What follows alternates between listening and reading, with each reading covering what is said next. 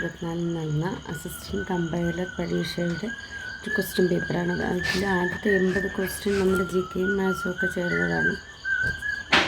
ബാക്കിയുള്ള 20 ക്വസ്റ്റ്യൻ അവരുടെ ഡിപ്പാർട്ട്മെൻറ്റുമായി അത് സ്പെഷ്യൽ ടോപ്പിക്കുമായിട്ട് ബന്ധപ്പെട്ടതാണ്. ഇതിൽ ഫസ്റ്റ് ക്വസ്റ്റ്യൻ നോക്കാം. താഴെ കൊടുത്തിരിക്കുന്നവ സംഭവങ്ങളുടെ ശരിയായ കാലഗണനാ ക്രമം ഏത്? ഈ ക്വസ്റ്റ്യനും മാക്സിമം നമ്മൾ ആ വർഷങ്ങളും കൂടി അറിഞ്ഞിരിക്കണം. അപ്പോൾ കുളച്ചൽ യുദ്ധം എന്ന് പറയുമ്പോൾ കുളച്ചൽ യുദ്ധം നടന്നത് 1741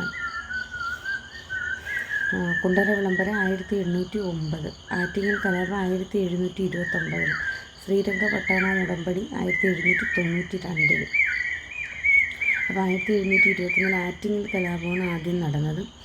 അത് കഴിഞ്ഞിട്ട് 1741 കുളച്ചൽ യുദ്ധം, 1792 ശ്രീരംഗപട്ടണ ഉടമ്പടി, 1809 കുണ്ടറ വിളംബരം. അപ്പോൾ ഓപ്ഷൻ ബി ആണ് ശരിയായ ആൻസർ. Option B.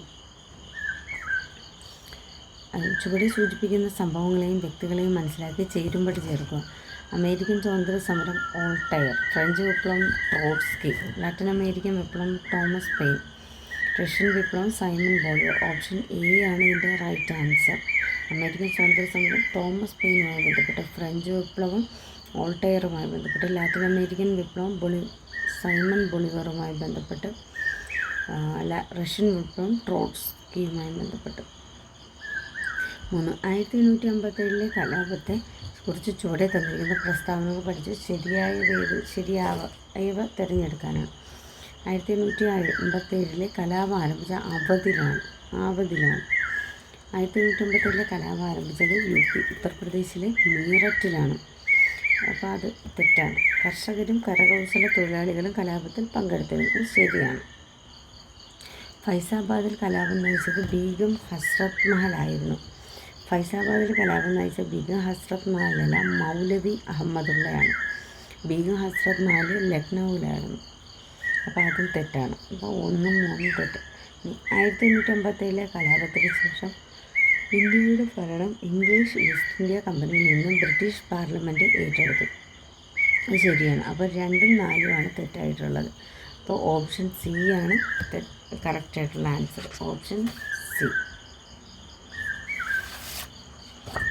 അടുത്തത്, മാർത്താണ്ഡവർമ്മയുമായി ബന്ധപ്പെട്ട് താഴെ കൊടുത്തിരിക്കുന്ന വസ്തുതകൾ വായിച്ച് ഉത്തരങ്ങളിൽ ശരിയായത് തിരഞ്ഞെടുക്കുക.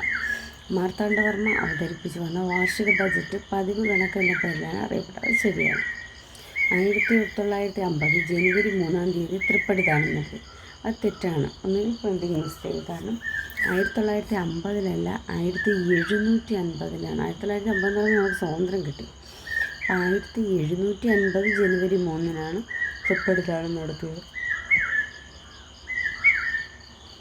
ദേവസ്വം ബ്രഹ്മസ്വം ഭൂമികളുടെയും ഭൂമി അളന്ന് തിട്ടപ്പെടുത്തി ശരിയാണ്. കർഷകരിൽ നിന്നും അദ്ദേഹം സൈനികരെ നിയമിച്ചത് ശരിയാണ്. അപ്പോൾ ഇതിൽ ശരിക്കും റൈറ്റായിട്ടുള്ളൊരു ഓപ്ഷൻ അതിലില്ല. അതായത് 1, 3, 4ഉമാണ് ശരിയായിട്ടുള്ളത്. 2 തെറ്റുമാണ്. അപ്പോൾ നോ ആൻസർ. താഴെ പറയുന്നവരിൽ ഏത് പ്രസ്താവന അല്ലെങ്കിൽ പ്രസ്താവനകളാണ് ശരിയല്ലാത്തത്? അമേരിക്കയിലെ ന്യൂയോർക്കിലാണ് ഐക്യരാഷ്ട്ര സംഘടനയുടെ ആസ്ഥാനം. നേരത്തെ പഠിക്കുന്ന ഐക്യരാഷ്ട്ര സംഘടനയുടെ ആസ്ഥാനം ന്യൂയോർക്കാണ്. അന്റോണിയോ ഗുട്ടറസ് 2020 ഐക്യരാഷ്ട്ര സംഘടനയുടെ സെക്രട്ടറി ജനറലായി തിരഞ്ഞെടുത്തത്.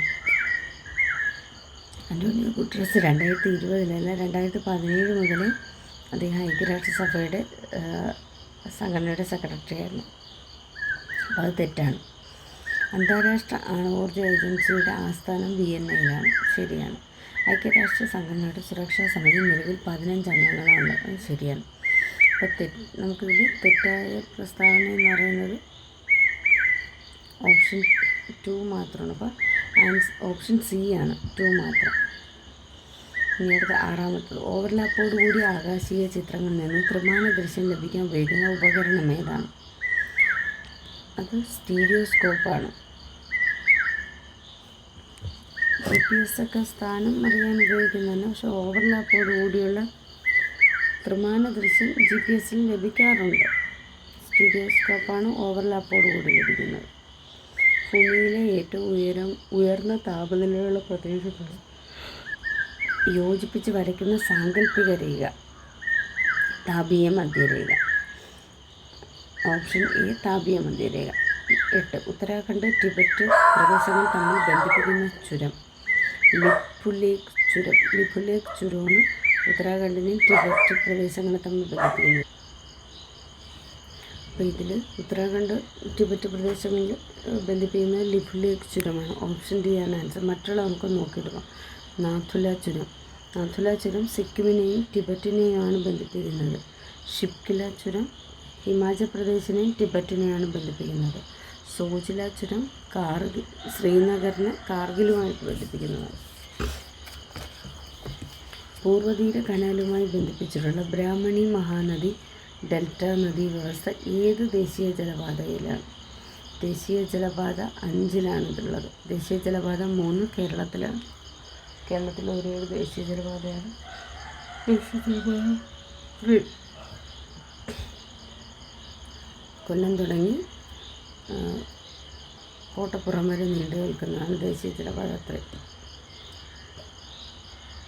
അടുത്തത് 2023 രാജസ്ഥാനിൽ പുതുതായി സ്ഥാപിച്ച വന്യജീവി സംരക്ഷണ കേന്ദ്രം ഏതാണ്? സോർസൺ.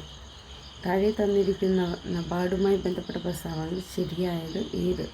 1. കാർഷിക വായ്പയുടെ പരമോന്നത ബാങ്ക് ആസ്ഥാനം മുംബൈ. ശിവരാമൻ കമ്മിറ്റി രൂപീകരിക്കാൻ ശുപാർശ ചെയ്ത കമ്മിറ്റിയാണ് ശിവരാമൻ കമ്മിറ്റി. 1982 സ്ഥാപിച്ചു. അപ്പോൾ ഇതെല്ലാം നബാർഡുമായി ബന്ധപ്പെട്ട് ശരിയായതാണ്. അപ്പോൾ ഓപ്ഷൻ ഡി ആണ് ആൻസർ. എല്ലാം ശരിയാണ്. Indian institute of spices research എവിടെ സ്ഥിതി ചെയ്യുന്നു? കോഴിക്കോടാണ് സ്പൈസസ് റിസർച്ച്. സ്വതന്ത്ര ഇന്ത്യയുടെ പ്ലാൻ ഹോളിഡേ കാലഘട്ടം എന്ന് പറയുന്നത് 1966-69 ഓപ്ഷൻ ബി. 1991 പുത്തൻ സാമ്പത്തിക പരിഷ്കാരങ്ങൾ നടപ്പിലാക്കിയ പ്രധാനമന്ത്രി ആരായിരുന്നു? നരസിംഹ റാവു ആയിരുന്നു. Option C Narasimha Rao.